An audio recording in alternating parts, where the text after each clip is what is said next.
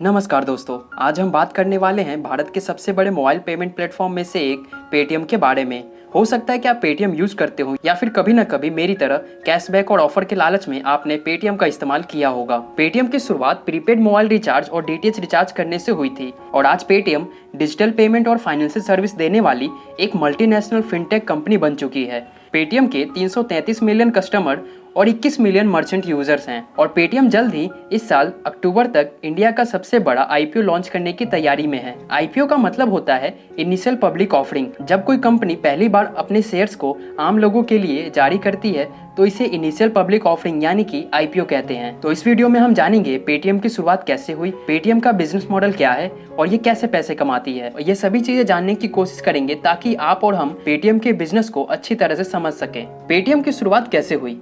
Paytm को शुरू करने से पहले इसके फाउंडर विजय शेखर शर्मा ने साल 2000 में 197 कम्युनिकेशन की शुरुआत की थी, जो news, cricket score, ringtone, jokes और एग्जाम रिलेटेड जैसे मोबाइल कंटेंट मुहैया कराता था और 197 पेटीएम की पेरेंट कंपनी है। और फिर साल 2010 में विजय शेखर ने अपने खुद के $2 मिलियन इन्वेस्ट करके पेटीएम को शुरू किया था। पेटीएम का मतलब है पे थ्रू मोबाइल। शुरुआत में पेटीएम केवल प्रीपेड मोबाइल और डीटीएच रिचार्ज करने का काम करता था, लेकिन आज पेटीएम बिल पेमेंट और ई कॉमर्स से लेकर बैंकिंग तक की सुविधा दे रहा है। शुरुआती दिनों में पेटीएम ने बहुत ज़्यादा कैशबैक और ऑफर दिया, जिसकी वजह से पेटीएम को बहुत ज़्यादा नुकसान हुआ, लेकिन इसने ऐसा इसलिए किया ताकि यूज़र इसके प्लेटफॉर्म को ज़्यादा से ज़्यादा यूज़ करे। और जैसे ही पेटीएम के यूज़र बेस में तेजी आई, इसने अपने लॉस को प्रॉफिट में बदलना शुरू कर दिया और भारत में डीमोनेटाइजेशन के बाद पेटीएम के यूज़र बेस में काफ़ी उछाल आया।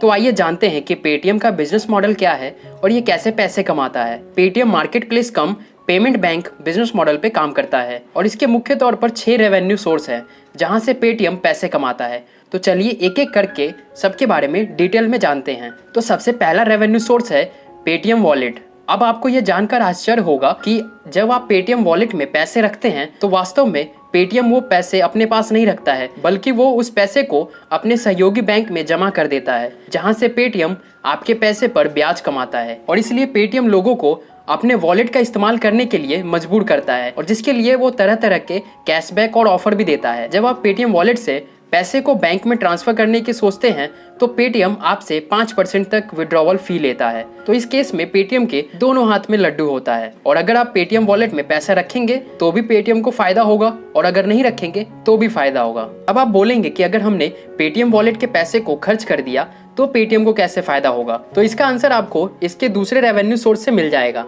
पेटीएम का दूसरा रेवेन्यू सोर्स है बिल पेमेंट और रिचार्ज। जब भी आप पेटीएम के द्वारा बिल पेमेंट या फिर रिचार्ज करते हैं या फिर किसी भी प्रकार की टिकट बुक करते हैं तो पेटीएम इन सभी चीजों के लिए सेलर से कुछ कमीशन लेता है। और तीसरा इसका रेवेन्यू सोर्स है पेटीएम मॉल। अमेजोन और फ्लिपकार्ट की तरह पेटीएम का भी एक ई कॉमर्स प्लेटफॉर्म है जिसे कि हम पेटीएम मॉल से जानते हैं और इसमें सेलर्स अपने प्रोडक्ट को पेटीएम मॉल पर लिस्ट करते हैं। जब भी पेटीएम मॉल से कोई भी प्रोडक्ट बिकता है तो पेटीएम इसमें सेलर से कमीशन लेता है। और चौथा इसका रेवेन्यू सोर्स है पेमेंट गेटवे। पेटीएम का खुद का पेमेंट गेटवे भी है। पेमेंट गेटवे का मतलब है कि जब भी किसी ऑनलाइन वेबसाइट से कोई कुछ खरीदेगा तब पेमेंट गेटवे एक मीडिएटर के रूप में काम करता है और कस्टमर से पैसे लेकर सेलर के बैंक में जमा कर देता है और इसके लिए पेमेंट गेटवे सेलर से कुछ कमीशन लेता है और पेटीएम अपने गेटवे के लिए 1.99% कमीशन लेता है।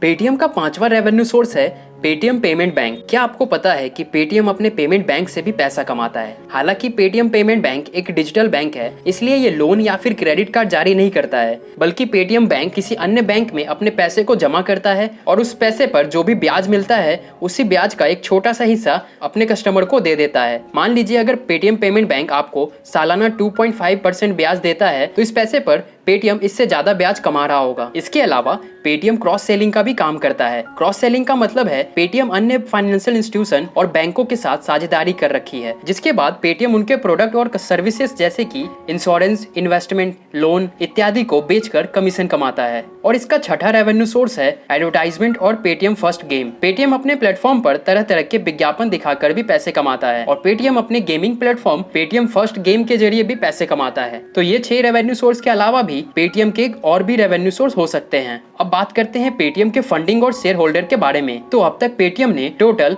$3.54 बिलियन का फंडिंग रेज किया है और पेटीएम के टॉप शेयर होल्डर आप अपने स्क्रीन पर देख सकते हैं।